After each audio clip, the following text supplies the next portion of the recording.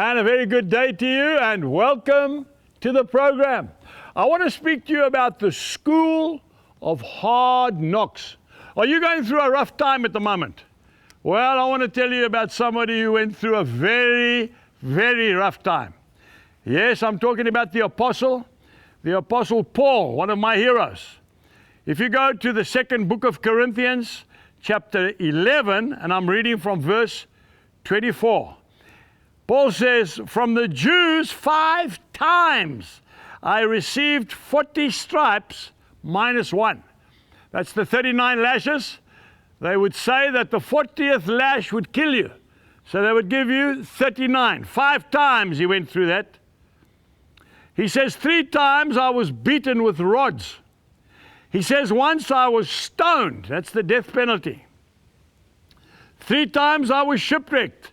A night and a day I have been in the deep, in journeys often, in perilous waters, perils of robbers, perils of my own countrymen." He carries on.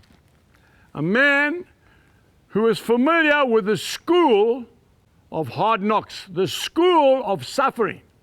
I want to say to not just young people, I want to say to you that I feel that often it is preparation for helping those who have been going through the same perilous trials and tribulations that you've already been through.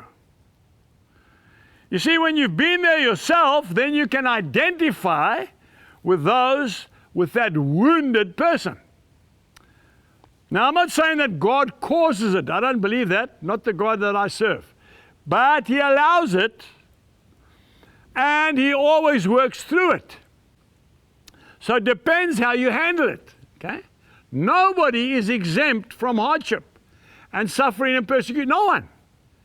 Not a believer, not an unbeliever. We are all on this earth, okay?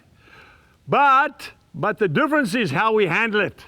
Now, Romans chapter 8, verse 28 says, "For we know that all things work together for the good of those who love the Lord and who are called according to His purposes." So if you love Jesus and you believe Jesus has called you to follow Him, He will make sure, and this is a hard one, that you will not be tempted above that which you are able to handle. See, that's what the Bible says. And I can hear somebody saying, "But Angus, I can't take it anymore. I've come to the end of my tether." No, you haven't. The Lord promises He will not let you go over the edge. But you do need to put your complete and utter trust in Him. You know, let me give you an illustration.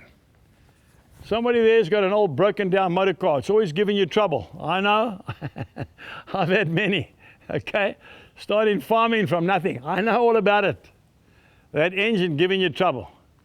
The diff backing up. The gearbox. Yeah, ask my wife. She knows too, because she had to drive them too. Now, when one of those old vehicles breaks down on the side of the road, okay, who is the first person that will stop and help you? Will it be somebody in the latest sports car? I doubt it. Will it be somebody in a big American limousine? I doubt it. You know, it'll be probably somebody else in an old broken down pickup. Why? Because he knows what you're going through. Because he's been stranded on the highway himself. Young ladies, don't criticize that woman that comes to work every day and she seems to always have the same old dress on. It's clean, but it's always the same one. Why doesn't she change her dress? Because she doesn't have another one. She washes it every night when she comes back from work. Do not judge people.